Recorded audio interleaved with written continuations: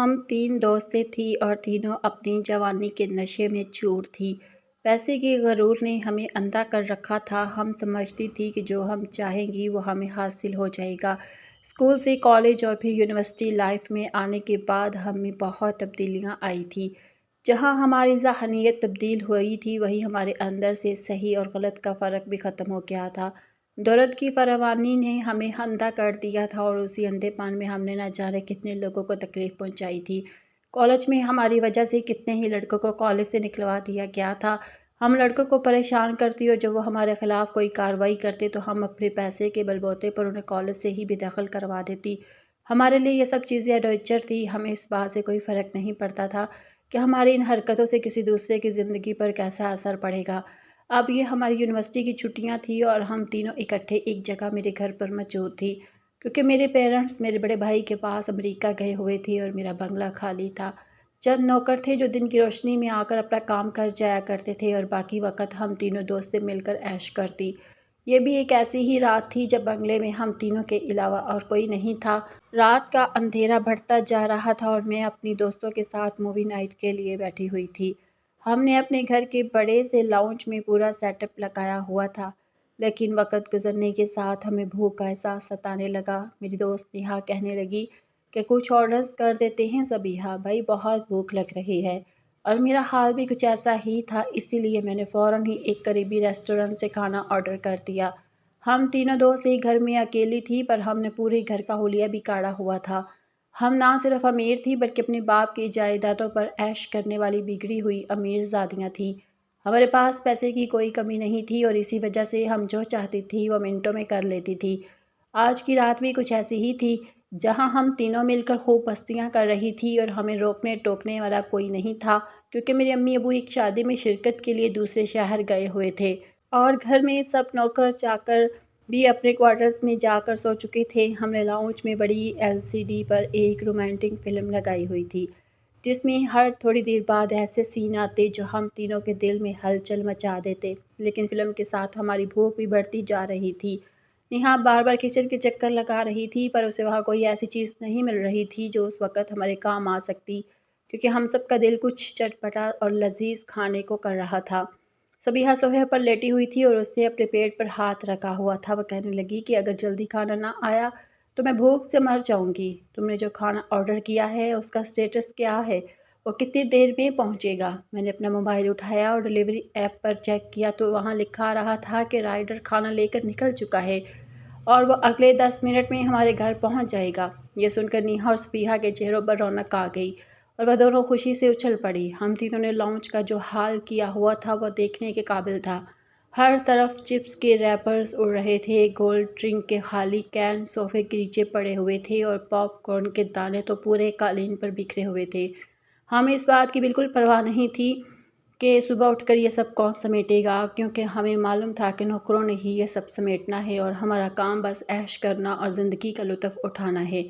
ہم تینوں بچپن کی دوستیں تھیں اور اسکول سے لے کر کالج تک ہم ہمیشہ ساتھ رہی تھی۔ پیسے نے ہمارے اندر نہ صرف غرور بلکہ بیکار بھی پیدا کر دیا تھا۔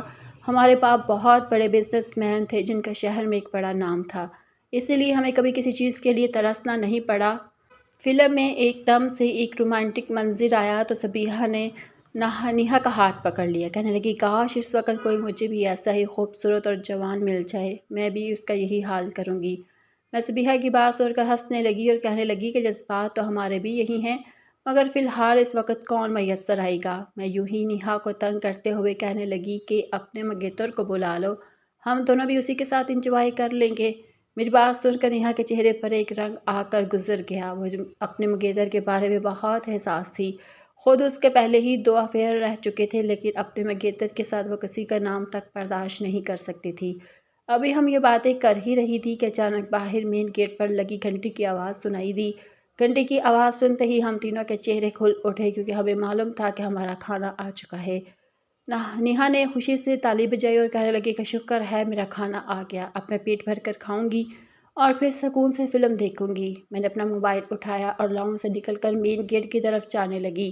لاؤنج سے باہر نکلتے ہی ایک لمبا کوریڈور تھا جہاں رات کے اس پہر کافی اندھیرا تھا۔ جیسے ہی میں مین گیٹ کے پاس پہنچی تو میں نے دیکھا کہ باہر ایک بائک کھڑی تھی और एक लड़का हाथ में बड़ा सा खाने का बैग लिए खड़ा था। हम तीनों बिगड़ी हुई अमीर शादियाँ उसकी ये हालत देखकर ज़ोर ज़ोर से हंसने लगी और तालियां बजाने लगी। नेहा कहने लगी कि देखो कितना मज़ा आ रहा है, आज तो हमारी बोरियत बिल्कुल ख़त्म हो गई। मैंने सबिहा से कहा कि जल्दी से वो मजबूत रस्सी लेकर आओ जो पिछले हफ्ते हमने गार्डन की सजावट के लिए मंगवाई थी। जहाद उस वक्त तिम बेहोशी की हालत में था, लेकिन उसका जिस्म दवा के असर से बुरी तरह तड़प रहा था। वो हमसे इल्तिजा कर रहा था कि खुदा के लिए मुझे जाने दो, मेरी माँ घर पर मेरा इंतज़ार कर रही होगी। लेकिन हमारे दिलों पर तो उस वक्त शैतान सवार था। हमने जहाद को पकड़कर लॉन्च के एक मजबूत लकड़ी की कुर्सी पर बिठाया और नेहा और सबिहा ने मिलकर उसके दोनों हाथों को रस्सी से कुर्सी के साथ और उसकी टांगों को कुर्सी के पाँव के साथ बुरी तरह जकड़ कर बांध लिया। जब वो पूरी तरह कुर्सी से बन गया तो मैंने उसके सामने खड़े होकर उसका चेहरा ऊपर उठाया। उसकी आंखें पूरी तरह नशे और शहूद के असर से सुर्ख हो चुकी थी और वो बार गहरी सांस ले रहा था। साहत अपनी सुर्ख आंखें खोलकर सबिहा को देखा और मरी हुई आवाज़ में कहा कि मुझे छोड़ दो, आप लोग ये अच्छा नहीं कर रही, अल्लाह आपको सजा देगा। साहत के जिस्म में दवा का असर अब अपने अरूज पर पहुंच रहा था। वो बार बार अपने जिस्म को झटके दे रहा था। मैंने उसके सामने बैठकर अपनी शर्ट के बटन भी खोल दिए और उसके सीने पर हाथ रखते हुए कहा कि ज़ाहद अब कैसा लग रहा है, हमारी ट्रिप तुम्हें पसंद आई या नहीं। ज़ाहद अपने होंठ चबा रहा था और उसकी आंखों से अब बेबसी के आंसू निकलकर उसके गालों पर बहने लगे थे। उसने कहा कि मैंने आप लोगों का क्या बिगाड़ा है, मैं तो बस अपना काम करने आया था, मुझे क्यों इस अजाब में डाल दिया है। ज़ाहद ने कहा कि आप लोग तो महलों में रहने वाली अमीर शादियाँ हैं, आपको क्या पता कि किराए के मकान का किराया ना देने पर जब मालिक मकान सामान बाहर फेंकने की धमकी देता है तो कैसा लगता है। मेरी 2 जवान बहनें हैं जो घर में बैठी हैं, मेरी राह तकती हैं। वो दोनों गैर शादीशुदा है और इस माशरे में एक गरीब बाप के बगैर लड़कियों की शादियाँ करवाना कितना मुश्किल है। खुदा के लिए मुझे जाने दें, मैं आपके आगे हाथ जोड़ता हूँ। सबिहा ने कहा कि ओह ज़ाहद, इतनी लंबी कहानी सुनाने की ज़रूरत नहीं है, तुम गरीबों का यही रोना होता है। हमने तुम्हें जान से थोड़ी मारना है, हम तो बस ये देख रहे हैं कि ये गोली तुम जैसे सीधे साधे लड़के पर क्या असर करती है। ज़ाहिद ने कहा कि आप लोगों के लिए ये सिर्फ एक खेल है, एक रात का एडवेंचर है, लेकिन मेरे लिए ये मेरी ज़िंदगी और मौत का सवाल है। उसने रस्सी को इतनी ज़ोर से खींचा कि रस्सी रगड़ से उसकी कलाइयों की जिल्द से निशान पड़ने लगे और वहाँ से खून के कतरे निकलकर फर्श पर गिरने लगे। सबिहा ने कहा कि यार इसकी वीडियो बनाते हैं, कल अपनी दूसरी दोस्तों को दिखाएंगे कि हमने रात को क्या एडवेंचर किया था। हाँ ने फ़ौरन अपना फ़ोन निकाला और ज़ाहद की इस हालत की वीडियोस बनाना शुरू कर दी। हमने उसे तड़पाने और छेड़ने का कोई मौका हाथ से जाने नहीं दिया। कभी उसके गाल पर हल्का सा थप्पड़ मारते तो कभी उसके नंगे सीने पर ठंडा पानी गिरा देते। वक्त गुजरता गया और रात के 3 बज चुके थे। ज़ाहद अब मुसलसल तड़पते और दवा के असर से काफ़ी थक चुका था। सबिहा ने कहा कि अब मैं थक गई हूँ, चलो थोड़ी देर बैठकर खाना खाते हैं जो उसने लाया था। ज़ाहद जिस कुर्सी पर बंधा हुआ था वो पुरानी लकड़ी की थी और ज़ाहद के मुसलसल झटकों और उसकी मर्दाना ताकत के दबाव की वजह से उस कुर्सी की पुश्त का एक हिस्सा अंदर से कमज़ोर हो चुका था। ज़ाहद ने अपने पूरे जिस्म का ज़ोर लगाया और एक ज़ोरदार झटका दिया। उस झटके के साथ ही लकड़ी की टूटने की एक हल्की सी आवाज़ आई। ज़ाहद ने पूरा ज़ोर लगाकर अपने दाएं हाथ को बाहर खींचने की कोशिश की। रस्सी की रगड़ से उसकी कलाई पूरी तरह मुतासिर हो गई और खून तेज़ी से बहने लगा। उसने एक और आखिरी झटका दिया और न जाने कैसे उसका दायां हाथ रस्सी की गिरफ्त से बिल्कुल आज़ाद हो गया। हाथ आज़ाद होते ही उसने बगैर कोई वक़्त ज़ाया किए अपने बाएं हाथ की रस्सियों को भी एक झटके में खोल दिया और फिर अपनी टांगों की तरफ झुका। हम तीनों अभी सोफे पर बैठे हंस रही थी कि अचानक सबिहा की नज़र ज़ाहद पर पड़ी और उसके मुंह से एक ऐसी चीख निकली जो पूरे बगले में गूंज गई।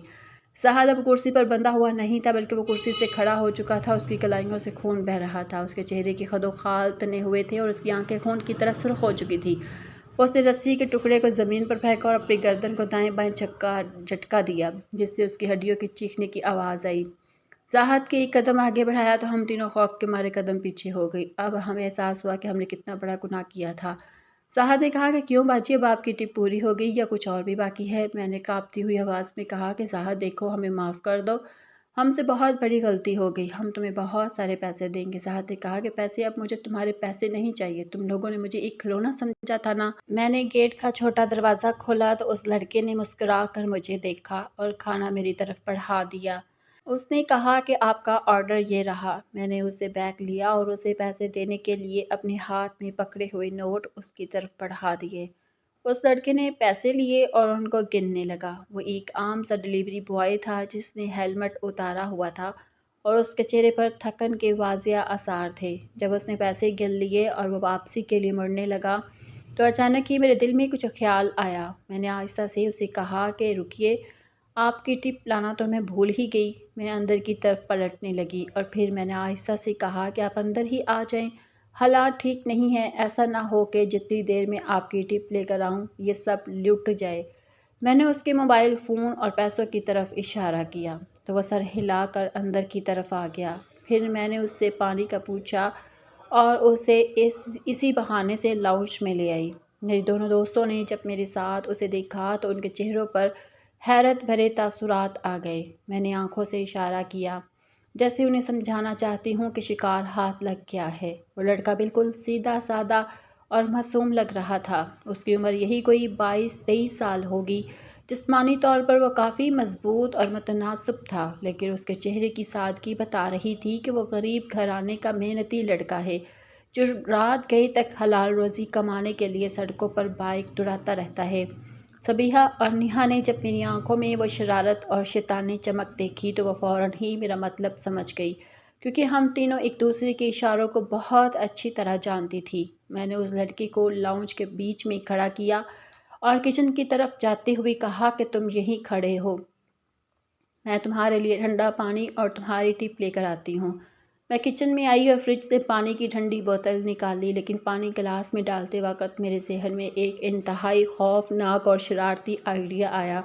मैंने अपने गले में पहनी हुई छोटी सी चेन के साथ लटकते हुए लॉकेट को खोला, जिसमें तफरीह के लिए वो मखसूस चीज़ रखी हुई थी जो इंसान के जज्बात को भी काबू कर देती है। मैंने वो चीज़ निकाल ली और उसे पानी के गिलास में डालकर अच्छी तरह चम्मच से हिला दिया। वह पानी में पूरी तरह हल हो गई और पानी का रंग बिल्कुल आम पानी जैसा ही रहा। मैं गिलास हाथ में पकड़कर वापस लाउंज में आई तो मैंने देखा कि नेहा और सबीहा उस लड़के से उसका नाम और काम पूछ रही थी। उस लड़के ने बताया कि उसका नाम जाहिद है और वो अपनी बीमार माँ के इलाज और कॉलेज की फ़ीस के लिए ये पार्ट टाइम जॉब करता है। मैंने आगे बढ़कर पानी का गिलास उसकी तरफ बढ़ाया और कहा कि लो जाहिद, पहले पानी पी लो, तुम काफ़ी थके हुए लग रहे हो। जाहिद ने ममनूनियत भरी नज़रों से मेरी तरफ देखा और कहा कि आपका बहुत शुक्रिया बाजी, मुझे वाकई बहुत प्यास लगी थी। जाहिद ने गिलास उठाया और एक ही सांस में वो पूरा पानी पी गया, क्योंकि वह सच में बहुत प्यासा था। पानी पीने के बाद उसने गिलास मेज़ पर रखा और अपनी जेब से रुमाल निकाल कर अपना मुंह साफ करने लगा। अब हम तीनों लड़कियां उसके गिर्द एक दायरे की सूरत में खड़ी थी और हमारी नज़रें उसके चेहरे पर टिकी हुई थी। ज़ाहद ने कहा कि बाजी, अब आप मेरी टिप दे दें तो मैं निकलूं, मुझे और भी बहुत से ऑर्डर डिलीवर करने हैं। मैंने मुस्कुराकर नेहा की तरफ देखा और नेहा ने इशारे से लाउंज का बड़ा दरवाज़ा पीछे से बंद कर दिया। दरवाज़ा बंद होने की आवाज़ पर जाहिद चौंका और उसने पीछे मुड़कर देखा तो उसके चेहरे पर हल्की सी घबराहट आई। उसने कहा कि आपने दरवाज़ा क्यों बंद कर दिया, मुझे जाने दें। लेकिन अभी वो अपनी बात पूरी भी नहीं कर पाया था कि अचानक उसके सर में तेज़ दर्द हुआ और उसकी आंखें सुर्ख होने लगी। गोली ने अपना काम बहुत तेज़ी से शुरू कर दिया था। ज़ाहद ने अपने सर को दोनों हाथों से पकड़ लिया और लड़खड़ाते हुए सोफ़े का सहारा लेने की कोशिश की। उसकी ज़ुबान लड़खड़ाने लगी और उसने कहा कि मुझे ये क्या हो रहा है, मेरे सर में बहुत चक्कर आ रहे हैं, आप लोगों ने पानी में क्या मिलाया था? सबीहा ने एक ज़ोरदार कहका लगाया और कहा कि हमने तो कुछ नहीं मिलाया, ये तो बस तुम्हारी थकन का असर है। साहस सोफे पर गिर गया और उसका सांस तेज तेज चलने लगा। उसके जिस्म में एक अजीब सी तड़प पैदा हो रही थी और उसके चेहरे पर पसीना आ गया था। उसने एकदम चीते की तरह छलांग लगाई और नेहा को पकड़कर सोफे पर पटक दिया। नेहा ने एक जोरदार चीख मारी, लेकिन ज़ाहद ने उसका मुंह अपने दोनों हाथों से दबा दिया। ज़ाहद ने मेरी तरफ देखा और मेरे बाजू को इतनी ज़ोर से पकड़ा कि मुझे लगा मेरी हड्डी टूट जाएगी। उसने मुझे सोफे की तरफ फेंका, जहाँ मैं सबीहा के ऊपर जा गिरी। ज़ाहद ने रस्सी उठाई और सबसे पहले सबीहा की तरफ देखा, जो खौफ के मारे बुरी तरह कांप रही थी। नेहा ने मौका पाकर मेज़ पर पड़ी हुई शीशे की बड़ी ऐश ट्रे उठाई और पूरी ताकत से ज़ाहद के सर पर दे मारी। सर पर लगी उस चोट ने ज़ाहद के अंदर की वहशत को कम करने की बजाय 100% गुना बढ़ा दिया। उसने अपने हाथ से अपने चेहरे पर बहते हुए खून को साफ किया। मैं ज़ाहद के पैरों में गिर गई और उसके पैर पकड़कर रोने लगी। मैंने कहा, ज़ाहद, मैं तुम्हारे आगे हाथ जोड़ती हूँ, नेहा को छोड़ दो। ज़ाहद ने मुझे भी घसीट कर सोफे के पास लाया और रस्सी के दूसरे टुकड़े से मेरे हाथ पीछे करके बुरी तरह बांध दिए। ज़ाहद ने सोफे पर पड़े हुए नेहा के मोबाइल को उठाया, जिसमें वो वीडियो रिकॉर्ड हो रही थी। उसने वीडियो को बंद किया और उसे प्ले करके देखने लगा। ज़ाहद ने कहा कि देखो ये वीडियो कितनी अच्छी बनी है, अब मैं इस वीडियो का क्या करूं? اگر میں یہ انٹرنیٹ پر اپلوڈ کر دوں تو تمہارے خاندان کی عزت کا کیا ہوگا؟ یہ سن کر میرے دل کی دھڑکن جیسے رک گئی۔ میں نے کہا کہ نہیں زاہد، ایسا مت کرنا، ہماری عزت برباد ہو جائے گی۔ زاہد نے کہا کہ عزت کی پرواہ تو تمہیں ہونی چاہیے تھی جب تم ایک غریب کی عزت کا جنازہ نکال رہی تھی۔ زاہد نے کہا اب یہ ویڈیو میری زندگی کی انشورنس ہے۔ اگر میں صبح یہاں سے صحیح سلامت اپنے گھر پہنچ گیا اور میرے اکاؤنٹ میں اگلے 1 گھنٹے کے اندر 5 لاکھ روپے ٹرانسفر ہو گئے تو یہ ویڈیو کبھی باہر نہیں آئے گی۔ اور اگر تم نے پولیس کو بتایا یا میرے ساتھ کچھ بھی برا کرنے کی کوشش کی تو یہ ویڈیو سیدھی سوشل میڈیا پر جائے گی۔ زاہد نے کھانا ختم کیا اور اپنا ہیلمٹ اٹھایا۔ اس نے ہماری رسیوں کو نہیں کھولا اور کہا کہ صبح جب نوکر آئیں گے تو وہ خود یہ رسیاں کھولیں گے۔ وہ مڑا اور لاؤنج کا بڑا دروازہ کھول کر باہر نکل گیا۔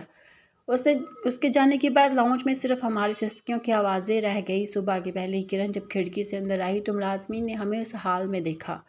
میں نے نوکروں کو دھمکی دی کہ وہ اس رات کا ذکر کسی سے نہ کریں۔ میں نے فوراً زاہد کے بتائے ہوئے نمبر پر پیسے ٹرانسفر کر دیے۔ اس رات کے بعد سے ہماری زندگی بالکل بدل گئی۔ ہمارا وہ بگڑا ہوا پن، وہ غرور ہمیشہ کے لیے ختم ہو گیا۔ زاہد نے ہمیں بغیر ہاتھ لگائے ایک ایسا سبق سکھا دیا تھا جسے ہم زندگی بھر نہیں بھول سکتی تھی، اور وہ ویڈیو آج بھی ہمارے سر پر ایک تلوار کی طرح لٹک رہی ہے جو ہمیں ہماری ملاقات یاد دلاتی رہتی ہے۔